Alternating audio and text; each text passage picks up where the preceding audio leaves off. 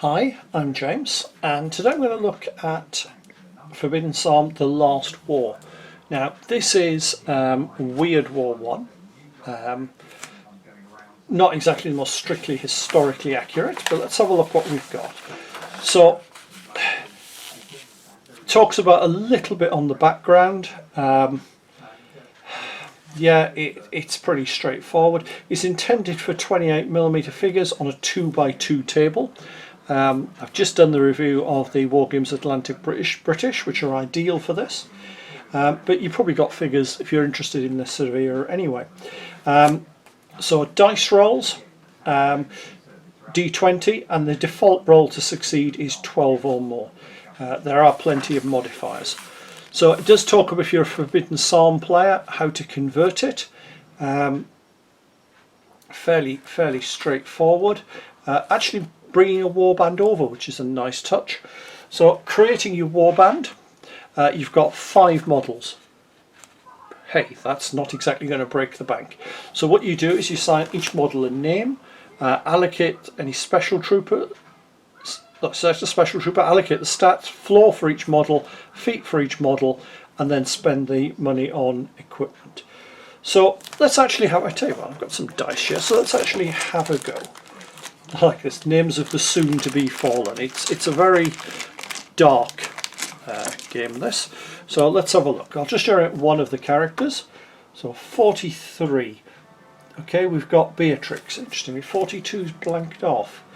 Probably a reason. So we've got Beatrix and Napu. So I'm guessing then, because this is a semi-role playing in a way, Napu, so I'm guessing probably has some connection with India. Okay. We can have a special trooper, witch, sniper, anti-tank gunner, scout gunner, trench trooper, which is basically stormtrooper, flamethrower, civilian, loop guru, so basically a werewolf, hunters, arcane scholars, fog tainted, and medic. I'm not going to use anything for her there. So we've then got 2 options for stats. You can go +3, +1, 0, -3, or +2, +2, -1, -2. So they give you the same total. So what we'll do is we'll give her a +2 for agility, +2 for presence, -1 for strength, -2 for toughness. So the health points or hit points, 8 plus the toughness, so we go to 6. So after they drop to 0, they're downed. Yep, that's pretty straightforward. If you go down, you have to make a death save after the scenario. So let's see what her flaw is. 15, flammable. Automatically fails toughness tests against burned weapons. Okay. And feints, 11. Carrot cake, ignores darkness and partial darkness. Okay. So I'm starting to wonder if I can sort of put things in together with that. I am going to draw your attention to one flaw though, which I think sold me on the game more than anything else. Baldric, always carries a turnip, lose 1 equipment slot. What more can you say? I think that is one of the funniest bits I've seen. So yeah, okay. So you can then buy the various equipment, and it works out as about 10 pieces each. So let's have a look. You can carry up to 5 plus your strength slot, so we can only carry 4. So go through what you've got. You can start picking your items, and there's some extra ones. Okay, so how many resources we've got? We've got, so if we work on the 10. So if we give her, let's have a look. What shall we go for? I think a pistol, 15. Ouch, that's expensive. How much is a rifle? Let's have a look at that. 200. Where 200 range rifle, 25. Okay, I'm guessing we may struggle to fully equip the characters straight off, unless they come with anything. I haven't seen anything that says they do. Just quickly skim back to this. No, 50 resources is all it says. So we're going to get, so it's going to be predominantly then melee weapons initially, by the look of it. Okay, so it's looking more like trench raiding then, more than anything else. Okay, so you can get armor, various states and properties. This is properties the equipment has. Yeah, that's straightforward. So manuscripts, these are basically spells. Let's just pick a random spell. 20. Heathen manuscript. Cursed. Target makes a presence test. On a failure they're cursed. -2 to all rolls until the end of the scenario. Okay, so we've got crew names, service animals. Yeah, trench cat. I like that as a touch. It's a nice one to include. Rules of the game. So then you get into the how the rules work. Basically, a 1 is always a fumble, a 20 is always a critical. D20 for who gets to go first. And then talks about the rules for movement, which is pretty straightforward. Combat, very straightforward.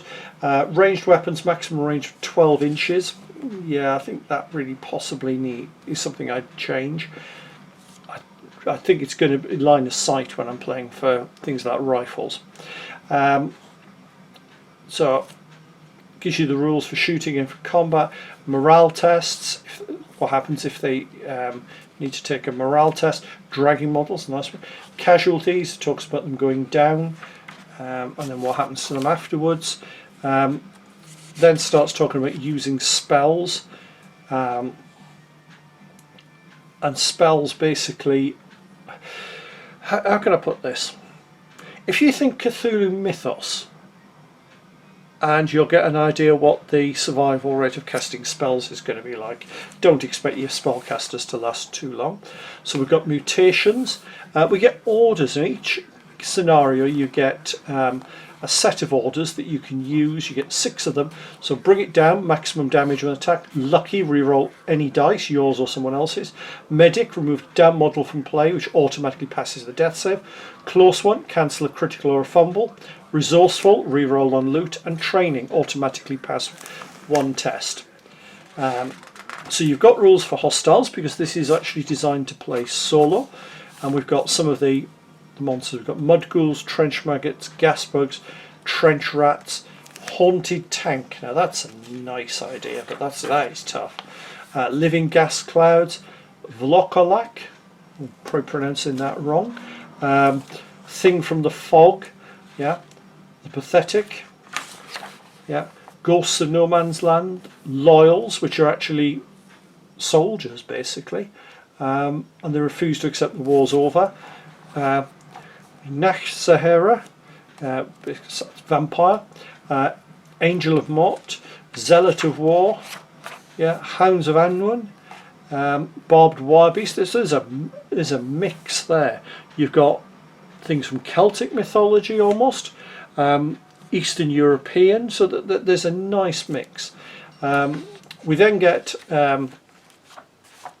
details on the scenarios. Get some maps and things. It's nicely laid out graphically. How to set up the battlefield, what loot you find. There are loot markers as you go through the game. So let's see what we get.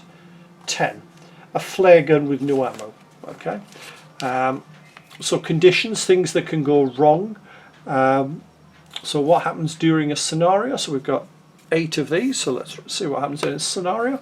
5. It's dark. Apply partial dusk. Apply partial darkness conditions. And then we've got the scenarios. So you've got trying to recover supply crates. Nurse Nightshade can't get you in the bunker. One of the medics has been wounded, needs help. You're called out to help get them past scavengers. Okay. We've got nuts and bolts with the haunted tank. Well, is it the haunted tank? Is a destroyed tank. Okay. Mission possible. Yeah. So there's plenty of scenarios.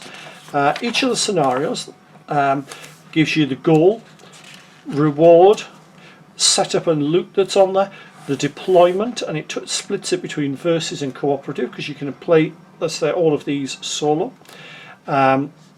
You've then got threats, solo play, bit of extra detail there, co-op play, and what changes you make as you do it, when the game ends, and there's even a bit of role-playing type background before and after.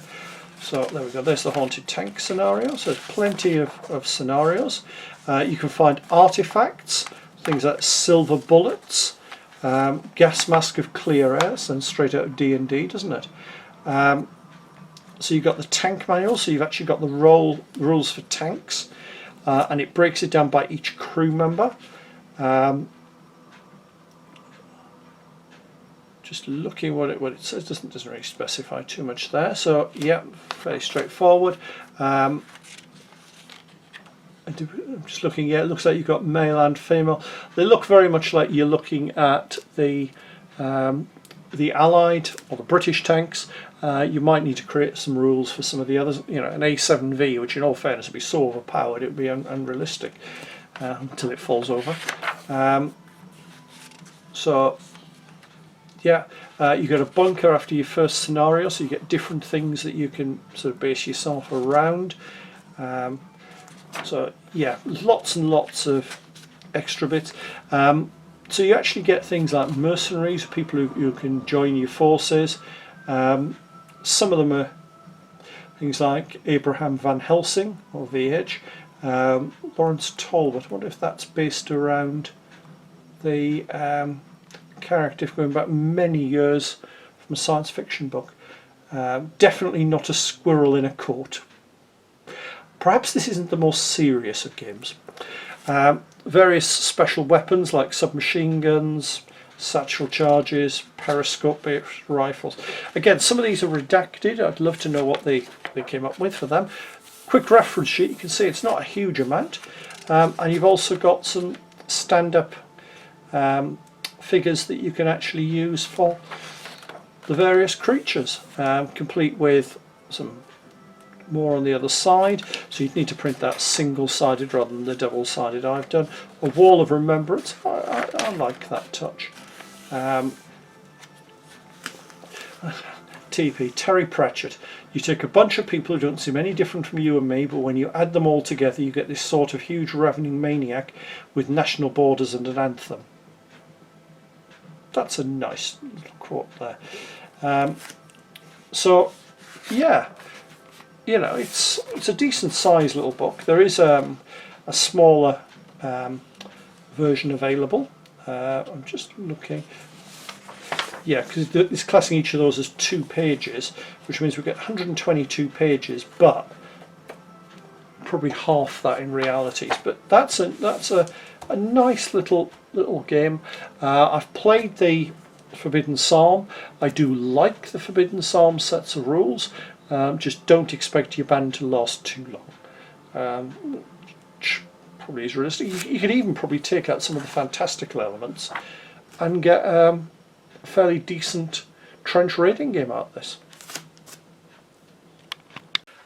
Hopefully you've enjoyed the video. If you have, please click on the like button below so that I know what people like and I know what to make more of. Alternatively, if you've enjoyed it and think you'd like to see more, please click on the subscribe button. That way you get notified by YouTube whenever I bring out a new video. And you never know, there might be something in there that you hadn't considered, because I do cover a variety of things on the channel. And finally, if you have a little bit of cash going, I now have a Patreon account. I'm always looking for patrons, because at the end of the day, let's be perfectly honest, it's a good way for me to get a little bit of money that will use to buy review items or to travel to museums and so on. I don't put a huge amount on that. At the minute, all we've got is one tier charging £1 a month, which just, as I said, helps cover my costs. See you soon.